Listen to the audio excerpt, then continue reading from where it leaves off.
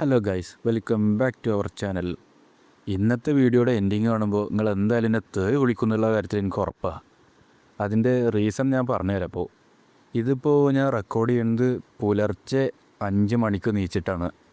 ഇല്ലാത്ത ഉഷാറൊക്കെ ഉണ്ടാക്കി വരുത്തിച്ചിട്ടാണ് ഞാൻ ഈ റെക്കോർഡ് ചെയ്തുകൊണ്ട് കാരണം എന്താ വെച്ച് കഴിഞ്ഞാൽ എനിക്ക് രാവിലെ 8-9 മണിയാകുമ്പോഴത്തേന് പോകണം. ഞങ്ങൾ ഇന്ന് എല്ലാവരും പാടെ ട്രിപ്പുണ്ട്, ചെറുക്കന്മാരെല്ലാവരും പാടെ. അപ്പോൾ അതിന് പോകേണ്ടതുകൊണ്ട് ഇടയിൽ വെച്ചിട്ട് റെക്കോർഡ് ചെയ്യലൊന്നും നടക്കുമല്ലോ, വീഡിയോ സെറ്റ് ചെയ്യലൊന്നും നടക്കുമല്ലോ. അപ്പോൾ പിന്നെ പോണിന് മുന്നേ പുലർച്ചെ രാവിലെ എഴുന്നേറ്റ് ഇത് സെറ്റ് ചെയ്ത് വെക്കുകയാണ് നിങ്ങൾക്ക് ഈ ടൈമിൽ കേൾക്കാൻ വേണ്ടിയിട്ട്. അപ്പോൾ അതുകൊണ്ട് തന്നെ നാളെ വെള്ളിയാഴ്ച വീഡിയോ ഉണ്ടാവില്ല കേട്ടോ. ഞാനും വീഡിയോ എവിടെയെന്ന് വെച്ച് വരണ്ട, ഇപ്പം തന്നെ പറഞ്ഞു ഞാൻ നാളെ ഉണ്ടാവില്ല. ഇത് ഞാനിപ്പോൾ ഇന്ന് വ്യാഴാഴ്ച രാവിലെ പുലർച്ചെ കയറിക്കഴിഞ്ഞാൽ ശനിയാഴ്ച രാവിലെ പുലർച്ചെയുള്ളൂ തിരിച്ചെത്തുക. നിങ്ങളിത് കേൾക്കുന്ന ടൈമിലൊക്കെ ഞാൻ സ്പോട്ടിലെത്തിയിട്ടുണ്ടാവും. പക്ഷേ എന്തൊക്കെയായാലും വീഡിയോ മുടങ്ങണ്ടെന്ന് വിചാരിച്ചിട്ടാണ് ഈ രാവിലെ തന്നെ നീച്ച് ഇതൊക്കെ ചെയ്യുന്നത്. അപ്പോൾ നാളെ ഉണ്ടാവില്ല, ശനിയാഴ്ച നമുക്ക് സെറ്റാക്കാം. ഓക്കെ, അപ്പോൾ എപ്പോഴും പറയണ പോലെ തന്നെ സബ്സ്ക്രൈബ് ചെയ്യാത്തവരൊക്കെ സബ്സ്ക്രൈബ് ചെയ്യുക, ലൈക്ക് ചെയ്യാത്തവർ ഇപ്പോൾ തന്നെ ലൈക്ക് ചെയ്ത് വെച്ചോ. അപ്പോൾ നമുക്ക് നേരെ വീഡിയോയിലോട്ട് കിടക്കാം. വീഡിയോൻ്റെ സ്റ്റാർട്ടിങ്ങിൽ വന്ന് യോനോട് സംസാരിക്കേണ്ടതാണ് നമ്മളെ കാണിക്കുന്നത്. ഡിവൈൻ ഫിസിഷ്യനെ കാണാൻ എൽഡർ മുൻ ഇത്രത്തോളം ഹോപ്പ്ഫുള്ളായിരുന്നത് എന്തിനാണെന്ന് എനിക്കിപ്പോൾ മനസ്സിലായി. ഞാനോ യുവിനെ ട്രീറ്റ് ചെയ്യാൻ നിൻ്റെ കയ്യിൽ എന്തെങ്കിലും വഴിയുണ്ടോ? ഞാനോ സെർച്ച് ചെയ്യാൻ തുടങ്ങി. ഞാനോ എന്നിട്ട് പറഞ്ഞു കൊടുത്തു, ഇതുപോലത്തെ പേഷ്യൻസിൻ്റെ 2,42,123 കേസസ് എൻ്റെ ഡാറ്റാബേസിലുണ്ട്. അത്രത്തോളോ? ഇനി കൂടുതൽ ആക്യുറേറ്റായിട്ട് അനലൈസ് ചെയ്യണമെങ്കിൽ നിങ്ങളുടെ കൈയെടുത്ത് പേഷ്യൻറ്റിൻ്റെ തലയിൽ വെക്കണം. അപ്പോഴാണ് യോണ് എൽഡർ മുന്നോട് ചോദിക്കുന്നത് ഞാൻ ഗ്രാൻഡ് സണ്ണൊന്ന് നോക്കിക്കോട്ടെ എന്ന്. അപ്പോൾ തന്നെ ഞാനോ യോൻ്റെ കയ്യിൽ നിന്ന് അതൊക്കെ മനസ്സിലാവാനുള്ള രീതിക്ക് അവിടെയൊക്കെ സെറ്റ് ചെയ്ത് വെച്ചു. പിന്നെ ഞാനോ യോൻ്റെ ബ്രെയിനിൽ എന്തൊക്കെയാണുള്ളതെന്ന് ഓഗ്മെൻറ്റഡ് റിയാലിറ്റി വഴി യോണിനെ കാണിച്ചു കൊടുത്തു. റെഡ് ഡോട്ട് സിഗ്നൽ വെച്ച് മാർക്ക് ചെയ്തിട്ടുള്ള ഏരിയയിലൊക്കെ അബ്നോർമൽ ബ്ലഡ് സർക്കുലേഷനാണ്. അതുകൊണ്ട് തന്നെ ഇത് ബ്രെയിൻ സെല്ലിനെ ഡാമേജ് ചെയ്തിട്ടുണ്ടാവും. ഞാനോ കൂടുതൽ വിവരങ്ങളൊക്കെ പറഞ്ഞു കൊടുത്തു. ഇത് ഫിക്സ് ചെയ്യാൻ പറ്റുമോ? പേഷ്യൻറ്റിൻ്റെ ഡിസബിലിറ്റി ട്രീറ്റ് ചെയ്യുന്നത് പോസിബിളാണ്. അത് കോയാഗുലേറ്റഡ് റെഡ് സെല്ലിനെ എലിമിനേറ്റ് ചെയ്തിട്ട് ബ്ലഡ് ഫ്ലോ റീസ്റ്റോർ ചെയ്താൽ മതി. അതിനുശേഷം ഇലക്ട്രോ മാഗ്നറ്റിക് വേവ്സ് യൂസ് ചെയ്തിട്ട് ന്യൂ സെൽ ഗ്രോത്തിനെ പ്രൊമോട്ട് ചെയ്യുക. ഇലക്ട്രോ മാഗ്നറ്റിക് ട്രീറ്റ്മെൻറ്റ് അറ്റംപ്റ്റ് ചെയ്യണോ? ഇതുകൊണ്ട് അവനെ ട്രീറ്റ് ചെയ്യാൻ കഴിയുമെങ്കിൽ നമുക്കൊന്ന് ട്രൈ ചെയ്ത് നോക്കാം. ഈ റെഡ് ഡോട്ട് കാണുന്നിടത്ത് നിങ്ങളുടെ ഫിംഗർ ഒന്ന് പ്ലേസ് ചെയ്യണം. അതിനുശേഷമാണ് യോന് ഷോക്ക് അടിക്കുന്നതും എൽഡർ മുൻ ചാടി വരുന്നതൊക്കെ. മൈനർ പ്രീസ്റ്റ് പെട്ടെന്ന് 10th എൽഡർ ഇടയിൽ കയറി നിന്നു. എൻ്റെ വഴിയിൽ നിന്ന് മാറി നിൽക്ക്, ദയവ് ചെയ്ത് നിങ്ങൾ മൈനർ പ്രീസ്റ്റിനെ ഒന്ന് വിശ്വസിക്കുക. നീ എന്ത് ഈ സംസാരിച്ചുകൊണ്ടിരിക്കണ്? എൻ്റെ ഗ്രാൻഡ്സൺ അവിടെ ഭയങ്കരമായിട്ടുള്ള പെയിൻ അനുഭവിച്ചുകൊണ്ടിരിക്കുകയാണ്. പിന്നെ നോക്കുമ്പോൾ നമ്മളെ കാണിക്കുന്നത് മയങ്ങി വീണതാണ്. അപ്പോഴത്തേന് ഓടിച്ചെന്ന് എൽഡർ മുൻ അവനെ പിടിച്ചു നിന്നു. മൈനർ പ്രീസ്റ്റ്, എന്താ ഇതിൻ്റെ അർത്ഥം? നീ ഓക്കെ അല്ലേ? ഗ്രാൻഡ് ഫാദർ, എനിക്ക് വേദനിക്കുന്നു. എൻ്റെ തല എനിക്ക് ശരിക്കും വേദനിക്കുന്നു. എന്താ ഇവിടെ സംഭവിച്ചുകൊണ്ടിരിക്കുന്നത്? ഇതെങ്ങനെ പോസിബിൾ ആവണ? യുവിൻ്റെ പ്യൂപ്പിൽസ് ആണെങ്കിൽ ഡയറക്റ്റ്ലി എന്നെയാണ് ഫോക്കസ് ചെയ്തുകൊണ്ടിരിക്കുന്നത്. ഇത് കാണുമ്പോൾ അവൻ ഡിസേബിൾഡ് അല്ലാന്നാണ് തോന്നുന്നത്. മൈ സ്വീറ്റ് എനിക്ക് വേദനിക്കുന്നു. വാവ്, നമ്മുടെ ലോഡ് ശരിക്കും അമേസിങ് ആണ്. മുൻപ് മൈക്രോടോക്സിൻ കാരണം ഞാൻ പോയ്സൺഡ് ആയപ്പോൾ അന്ന് ഞാൻ കണ്ടതാണ് അദ്ദേഹത്തിന് മെഡിസിനിൽ എത്രത്തോളം കഴിവുണ്ട് എന്നുള്ളത്. പക്ഷേ ഇത് കാണുമ്പോൾ അദ്ദേഹത്തിൻ്റെ ട്രൂ പവർ ഞാൻ അണ്ടർസ്റ്റാൻഡ് ചെയ്തതിനേക്കാട്ടിലും മേലെയാണെന്നാണ് തോന്നുന്നത്. ശരിക്കും അദ്ദേഹം ഒരു ഡിവൈൻ ബീയിങ് ആണ്. പിന്നെ നമ്മളെ കാണിക്കുന്നത് 2 മണിക്കൂറിന് ശേഷമാണ്. മൈനർ പ്രീസ്റ്റ്, നിങ്ങൾക്ക് അവനെ ട്രീറ്റ് ചെയ്യാൻ കഴിയുമെങ്കിൽ പിന്നെ ഞങ്ങൾക്ക് ഇതിൻ്റെ ആവശ്യമില്ല. ഇനി ദയവ് ചെയ്ത് നിങ്ങളിത് എടുത്തോളൂ. പിന്നീട് കൂടുതൽ യൂസ്ഫുൾ ആയിട്ടുള്ള ടൈമിൽ നിങ്ങൾക്കിത് യൂസ് ചെയ്യുക. ഫ്ലൈയിങ് ഫാനസെക്റ്റിൻ്റെ ഗസ്റ്റ് ഹൗസിൽ താമസിക്കുന്നതായിരിക്കും നല്ലതെന്നാണ് ഞാൻ വിചാരിക്കുന്നത്. കാരണം നിങ്ങൾക്ക് അവനെ റെഗുലറായിട്ട് ട്രീറ്റ് ചെയ്യേണ്ടതുകൊണ്ട് തന്നെ ആ ഒരു യാത്ര നിങ്ങൾക്ക് ഒഴിവാക്കാം. അങ്ങനെയാണെങ്കിൽ എൻ്റെ ഈ ഗ്രാൻഡ് ചിൽഡ്രനെ ഞാൻ നിങ്ങളെ ഏൽപ്പിക്കുകയാണ്. യോണ് ഗ്യൂവിനെ ഒന്ന് നോക്കി. അപ്പോഴാണ് അവൻ മുമ്പ് ഗ്യൂ പറഞ്ഞ കാര്യമൊന്നും ഇങ്ങനെ ആലോചിച്ചത്. ഞാൻ ഈ ഫീൽ ചെയ്തുകൊണ്ടിരിക്കുന്ന ഇമോഷന് ഇതെന്താണ്? വ്യൂ എൻ്റെ ഒരു ലോയലായിട്ടുള്ള ഫോളോവർ മാത്രമാണ്, അല്ലെങ്കിൽ ഇനി പിന്നെ നമ്മളെ കാണിക്കുന്നത് ഫ്ലൈയിങ് ഫാൻ സെക്റ്റിൻ്റെ ഗസ്റ്റ് ഹൗസാണ്. രാത്രി 6 മണി. ഓ, വെൽക്കം മൈനർ പ്രീസ്റ്റ്. കാര്യങ്ങളൊക്കെ വിചാരിച്ച പോലെ തന്നെ നടന്നു എന്നാണ് ഞാൻ വിശ്വസിക്കുന്നത്. എൽഡർ ഹാൻ്റെ അടുത്ത് നിൽക്കുന്ന ആ വ്യക്തി, അത് എൽഡർ യോണായിട്ട് അഭിനയിക്കാൻ വന്ന ഡാർക്ക് ഓർഡർത്ത് ആരെങ്കിലും ആവും. ഓ, കണ്ടിട്ട് എൻ്റെ നീസ് അവളുടെ ട്രൂ ഫേസ് ഫൈനലി റിവീൽ ചെയ്തു എന്നാണ് തോന്നുന്നത്. നീ അത് ഊരി മാറ്റിയതിൽ എനിക്ക് വളരെ സന്തോഷമുണ്ട്. ശരിക്കും പറഞ്ഞാൽ നിൻ്റെ ഈ ബ്യൂട്ടി ഹൈഡ് ചെയ്ത് വെക്കുന്നത് ഒരു ക്രൈമാണ്. ഓ, എന്നെ കളിയാക്കിയത് മതി. Congratulations minor priest. Demonic dragon palm sect നിങ്ങൾക്ക് വലിയ ഹെൽപ്പായിരിക്കും. എൻ്റെ ഒപ്പം ഗ്യൂ ഉണ്ടായിരുന്നതുകൊണ്ട് ഞാൻ ലക്കിയായി. അപ്പോൾ നിങ്ങളുടെ കാര്യങ്ങളൊക്കെ എങ്ങനെ ഉണ്ടായിരുന്നു എൽഡർ ഖാൻ? ദയവ് ചെയ്ത് എന്നോട് ക്ഷമിക്കണം. ഞാനും എൽഡർ സമയം കൂടി ഡ്രീം ഫാൻറ്റം സ്വാഡ് സെക്റ്റിക്ക് പോയതാ. പക്ഷേ ഞങ്ങൾക്ക് അവിടുത്തെ ചീഫിനെ കാണാൻ കഴിഞ്ഞില്ല. കാരണം ഞങ്ങൾ എത്തുന്നതിന് മുന്നേ അവിടെ വേറെ ഗസ്റ്റ് ഉണ്ടായിരുന്നു. വേറെ ഗസ്റ്റോ? ആ ഗസ്റ്റുകൾ സ്വാഡ് സെക്റ്റും മ്യൂസിഷ്യൻ സെക്റ്റത്തെ ആൾക്കാരായിരുന്നോ? അത് നിങ്ങൾക്ക് എങ്ങനെ അറിയണേ? അതൊക്കെ എനിക്കറിയാം. ആ, ബൈ ദ വേ ഇതാരാണ്? ഓ ശരിയാ, ഞാനത് നിങ്ങളോട് പറയാൻ നിൽക്കുമായിരുന്നു. എൽഡർ യോൺ, പറഞ്ഞു കൊടുക്കൂ. Greetings elder Yon minor priest. ഞാൻ number 24. Elder Yon, demonic reaching squad സെക്റ്റിൽ ഒരു ഇൻട്രൂഡർ ഉണ്ടായിരുന്നു. ഇൻട്രൂഡറോ? അത് സ്വാഡ് സെക്റ്റത്ത് ആരെങ്കിലും ആയിരുന്നോ? ഹേയ് അല്ല. പിന്നെ നമ്മളെ കാണിക്കുന്നത് ആ സംഭവമാണ് 2 മണിക്കൂറിന് മുമ്പ്. ഡിമോണിക് റീച്ചിങ് സ്വാഡ് സെക്റ്റത്തെ മെയിൻ സ്റ്റഡി. പെട്ടെന്നൊരു ഡിസ്റ്റൻറ്റ് വിസ്പർ വന്നു, മൂവ് യോൺ. അത് കേട്ടപ്പോൾ തന്നെ ആ എൽഡർ യോണിൻ്റെ ഡ്യൂപ്പ് പുറത്തേക്ക് ഇറങ്ങി. എന്നെ കണ്ടെത്താൻ ശ്രമിക്കണ്ട, നിങ്ങൾ നാച്ചുറലായിട്ട് ആക്ട് ചെയ്യുക. കാര്യങ്ങളൊക്കെ മാറി. ഡേറ്റ് 10 ദിവസം മുമ്പത്തേക്ക് ആക്കിയിട്ടുണ്ട്. അതായിരുന്നു ഡിസ്റ്റൻറ്റ് വിസ്പറിങ്ങിലൂടെ ലാസ്റ്റായിട്ട് പറഞ്ഞത്. വേറെ എന്തെങ്കിലും ട്രേസ് പുറത്തുണ്ടോയെന്ന് ഞാൻ കുറേ നോക്കി, പക്ഷെ എനിക്കൊന്നും കണ്ടെത്താൻ കഴിഞ്ഞില്ല. ഇത് എനിക്ക് ഒറ്റയ്ക്ക് സോൾവ് ചെയ്യാൻ കഴിയുന്ന ഒരു കാര്യമല്ല. അതുകൊണ്ടാണ് നിങ്ങളോടത് പറയാൻ വന്നത് എൽഡർ യോൺ. അപ്പോഴാണ് യോണിന് പെട്ടെന്ന് മനസ്സിലായത് അതാരാന്ന്. നെയിംലെസ്.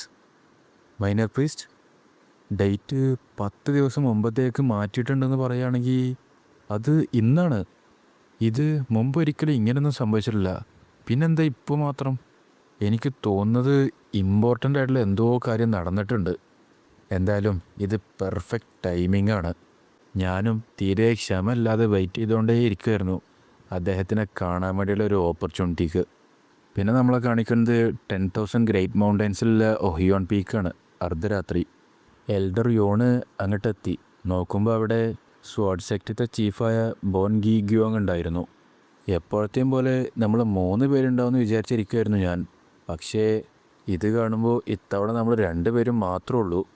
നിങ്ങളുടെ ഈ പ്രകടനം നോക്കി ജഡ്ജ് ചെയ്യുമ്പോൾ ഈ ടെക്നിക്കിൽ നിങ്ങളും ഭയങ്കര പ്രോഗ്രസ് നേടിയിട്ടുണ്ടെന്ന് തോന്നുന്നു. ദ്രോഹികളുടെ ഫാമിലിയിൽപ്പെട്ട ഒരു നാണം കെട്ട പിൻഗാമിയോട് സംസാരിക്കാൻ എനിക്ക് തീരെ താല്പര്യമല്ല. നിങ്ങളിപ്പോഴും പഴയതുപോലെ തന്നെ. നിനക്ക് ഹൈ ആയിട്ടും മൈറ്റി ആയിട്ടും ഒക്കെ വേണമെങ്കിൽ ആക്ട് ചെയ്യുക. പക്ഷേ അവസാനം സ്വാഡ് ഡീമൻ്റെ വിസ്ഡം ഞങ്ങൾ സ്വാഡ് ശക്തിക്കാർക്ക് തന്നെയാണ് പാസ് ചെയ്ത് കിട്ടുക. എൻ്റെ ഗസ് ശരിയാണെങ്കിൽ അതങ്ങനെ നടക്കൂ. ഡേറ്റ് മാറ്റിയിട്ടും ഇന്ന് രാത്രി ഇവിടെ നിങ്ങൾ വന്നതിന് ഞാൻ നിങ്ങളെ റെസ്പെക്റ്റ് ചെയ്യണു. ഇപ്പോൾ അൾട്ടിമേറ്റ് ജനസിസ് മാസ്റ്റർ ലെവലിലേക്ക് എത്തിയിട്ട് പോലും എനിക്ക് അദ്ദേഹത്തിൻ്റെ മാർഷൽ ആർട്സ് ലെവലൊന്ന് മെഷർ ചെയ്യാൻ പോലും കഴിയണില്ല. അദ്ദേഹത്തിൻ്റെ റിയാക്ഷൻ വെച്ച് നോക്കുമ്പോൾ അദ്ദേഹത്തിന് നേരത്തെ അറിയാം ജെൻവോൺമോൻ്റെ മരണമൊക്കെ. ശരിക്കും ഇയാൾ ആരാ? ഞാൻ നേരെ കാര്യത്തിലോട്ട് വരാം. ഇന്ന് രാത്രി നിങ്ങളിലൊരാൾ, നീ എന്ത് ചെയ്യാമെന്ന് വിചാരിച്ചിട്ടാണ് ഇത് ചെയ്തുകൊണ്ടിരിക്കുന്നത്? ഞാൻ സെക്കൻഡ് എൽഡറും സ്വാഡ് സെക്റ്റത്തെ ചീഫുമായ ബോൺ ഗി ഗ്യോങ്. ഞാൻ നിങ്ങളെ ഗ്രീറ്റ് ചെയ്യണോ, ഞങ്ങളുടെ പ്രീവിയസ് പാട്രിയാർക്ക്. 3 വർഷം മുമ്പുണ്ടായിരുന്ന ആ സ്വാഡ് ടെക്നിക്ക്, അത് നമ്മുടെ പാട്രിയാർക്ക് ബാറ്റിൽ ഫീൽഡിലൊക്കെ യൂസ് ചെയ്തുകൊണ്ടിരുന്ന ഡിബോണിക് ലോഡിൻ്റെ സ്വാഡ് ആർട്ട് ടെക്നിക്കുമായിട്ട് ഭയങ്കര സിമിലർ ആയിരുന്നു. ഇത്ര ഫ്രീ ആയിട്ട് മൂവ് ചെയ്യാനും നമ്മുടെ കൾട്ടത്തെ എല്ലാ സീക്രറ്റും അറിയുന്ന ഒരേ ഒരാൾ നമ്മുടെ പ്രീവിയസ് പാട്രിയാർക്ക് മാത്രമാണ്. ബോൺഗി, ഇവിടെ എന്തോ ഒരു മിസ്റ്റേക്ക് സംഭവിച്ചിട്ടുണ്ട്. നോക്കുമ്പോൾ പെട്ടെന്നായിരുന്നു ആ നെയിംലെസ്സിന് അവിടെ വേറൊരാളുടെ പ്രസൻസ് കിട്ടി. ആരാ അത്? എന്ത്? എനിക്ക് മനസ്സിലാവുന്നില്ല, നിങ്ങൾ എന്തിനെക്കുറിച്ചാണ് ഈ സംസാരിക്കുന്നത്? ആരാണ് നമ്മുടെ പ്രോമിസ് ബ്രോക്ക് ചെയ്തത്? ഇല്ല, ഇങ്ങനെ നടക്കാൻ ഒരു സാധ്യതയില്ല. നോക്കുമ്പോൾ പെട്ടെന്ന് ആ നെയിംലെസ് ഒരു സ്ട്രൈക്ക് കണ്ട് ചെയ്തു. അത് കണ്ടിട്ടാണെങ്കിൽ ആ സെക്കൻഡ് എൽഡർ ആകെ അന്തം വിട്ടു. മൈനർ പ്രീസ്റ്റോ? എൻ്റെ എനർജി ഞാൻ പെർഫെക്റ്റായിട്ട് ഹൈഡ് ചെയ്തു എന്ന് എനിക്ക് ഉറപ്പാണ്.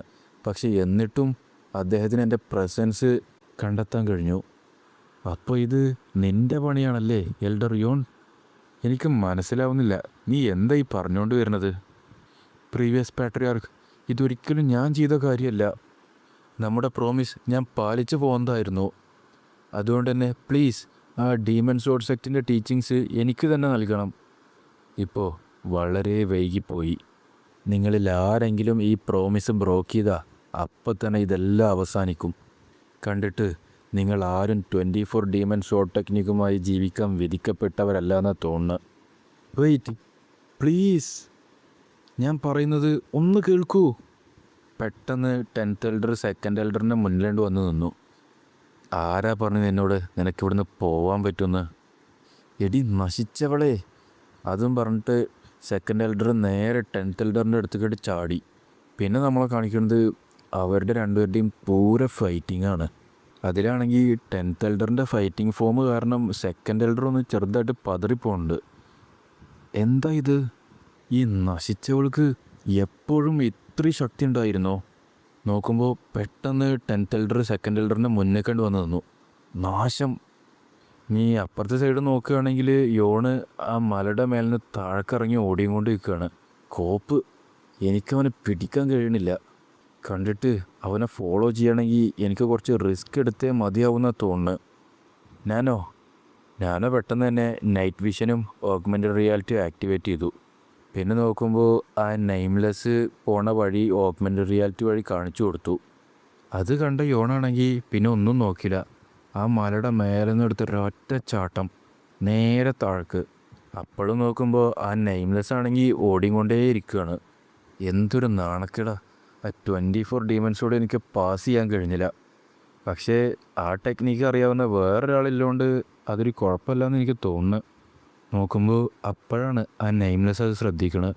സംഭവം എന്താണെന്ന് വെച്ചാൽ യോണ് മേലെ നിന്ന് എടുത്തൊരൊറ്റ ചാട്ടണ്ട് ചാടി. അത് നേരെ ഈ നെയിംലെസ്സിൻ്റെ അടുത്തേക്കാണ് വന്നത്. സേബറും വെച്ചൊരൊറ്റ അറ്റാക്ക് കൊണ്ട് കൊടുത്തു. നെയിംലെസ് ആണെങ്കിൽ സോഡ് വെച്ച് അതുകൊണ്ട് സ്റ്റോപ്പ് ചെയ്തു. ആ പവർഫുള്ളായിട്ടുള്ള അറ്റാക്കിലാണെങ്കിൽ അവിടുത്തെ ലാൻഡ് തന്നെ ആകെ നശിച്ചു. പിന്നെ നോക്കുമ്പോൾ ആ നെയിംലെസ് ആണെങ്കിൽ യോണിനെ ഭയങ്കരമായിട്ടുണ്ട് അറ്റാക്ക് ചെയ്തു. ആ അറ്റാക്കിൻ്റെ ശക്തിയിലാണെങ്കിൽ യോണ് ഭയങ്കരമായിട്ട് തെറിച്ച് പോയിട്ട് എല്ലാ മരങ്ങളും താണ്ടി അവസാനൊരു മരത്തിൻ്റെ അടുത്ത് പോയിട്ട് വീണു. നോക്കുമ്പോൾ ആ അറ്റാക്കിലാണെങ്കിൽ യോണും ആകെ ക്ഷീണിച്ച് നിൽക്കുക. ഞാനോ പെട്ടെന്ന് തന്നെ മസിൽസും ബോൺസൊക്കെ റിക്കവർ ചെയ്യാൻ തുടങ്ങി. ഓക്കെ, ഇനി ഇത് ഞാൻ ഒരിക്കലും ചെയ്യില്ല. അദ്ദേഹത്തിൻ്റെ ആ ഫോഴ്സ്, അദ്ദേഹം 1000 പൗണ്ട് എക്സ്പാൻഷൻ ടെക്നിക്ക് യൂസ് ചെയ്ത ഫീലാണ് എനിക്ക് കിട്ടിയത്. ഇനി അത് നീ ആ മേലെന്ന് എടുത്ത് ചാടിയതാണോ ഇങ്ങോട്ട്? യോണൊന്ന് ചിരിച്ചു. അതെ, അത് ശരിയാണ്. എനിക്കത് വിശ്വസിക്കാനേ കഴിയണില്ല.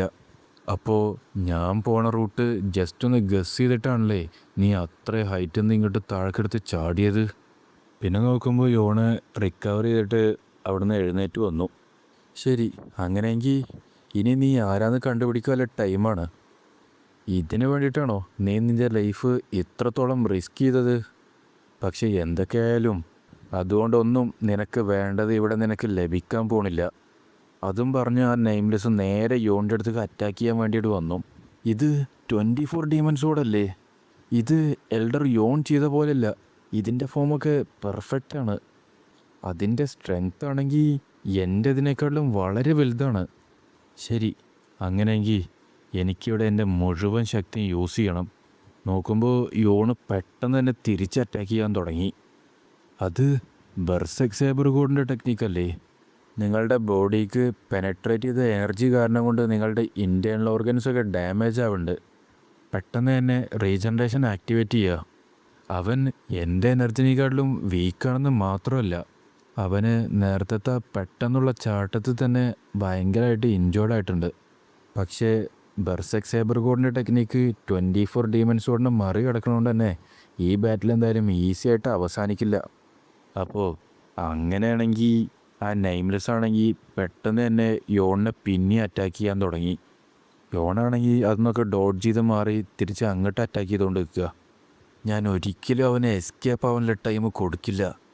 പിന്നെ നോക്കുമ്പോൾ യോണാണെങ്കിൽ ബെർസെക് സേബർ ഗോഡിൻ്റെ ടെക്നിക്കത്തെ 30 കോഡിഫൈഡ് ഫൈറ്റിംഗ് ഫോം യൂസ് ചെയ്ത് അറ്റാക്ക് ചെയ്യാനായിട്ട് സ്റ്റാർട്ട് ചെയ്തു. പക്ഷെ ആ നെയിംലെസ് അതിനൊക്കെ ഒഴിഞ്ഞ് മാറിയും കൊണ്ട് നിൽക്കുക. അതിനുശേഷം ആ നെയിംലെസ് ആണെങ്കിൽ വേറെ പുതിയൊരു ഫോം എടുത്ത് യോണിനെ അറ്റാക്ക് ചെയ്യാൻ വേണ്ടി റെഡിയായി നിൽക്കുകയാണ്. ഇത് സ്വേർഡ് വിസ്പറിങ് അല്ലേ? ഈ സ്വേർഡ് ടെക്നിക്ക് എന്തൊക്കെയായാലും ഇത് അത്രത്തോളം സ്ട്രോങ് അല്ല. കാരണം ഇതിൻ്റെ കീ സർക്കുലേഷന് കംപ്ലീറ്റ്ലി ആക്യുറേറ്റ് അല്ല. പക്ഷേ ഇതിലൊരു ഡൗട്ടും ഇല്ല, ഇത് തന്നെയാണ് ഡിമോണിക് ലോഡിൻ്റെ സോഡ് ആർട്ടത്തെ സെക്കൻഡ് കോഡിഫൈഡ് ഫൈറ്റിംഗ് ഫോം. നോക്കുമ്പോൾ ആ നെയിംലെസ് ആണെങ്കിൽ പെട്ടെന്ന് യോണിൻ്റെ മുന്നിൽ കണ്ട് വന്ന് നിന്നു. എന്നിട്ട് അയാളുടെ സോഡാണെങ്കിൽ യോണിൻ്റെ ഷോൾഡർ കണ്ട് കുത്തി ഇറക്കി. അപ്പോൾ ഫ്രണ്ട്സ്, ഇതാണ് ഞാൻ ആദ്യമേ പറഞ്ഞത്, അവസാനത്തേക്ക് എത്തുമ്പോഴത്തേന് ഞങ്ങൾ തെറി വിളിക്കുന്നത്. കാരണം ഞാൻ തൽക്കാലത്തിന് ഇവിടെ നിർത്തുകയാണ്. എനിക്ക് ടൈം വളരെ കുറവാണ്.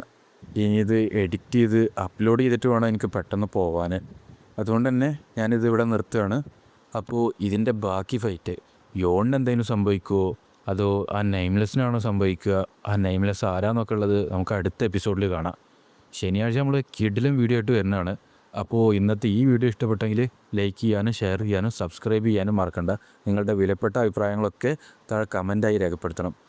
അപ്പോൾ ശരി, അടുത്തൊരു കിടിലം വീഡിയോ വരുന്നവരേക്കും ബൈ ബൈ.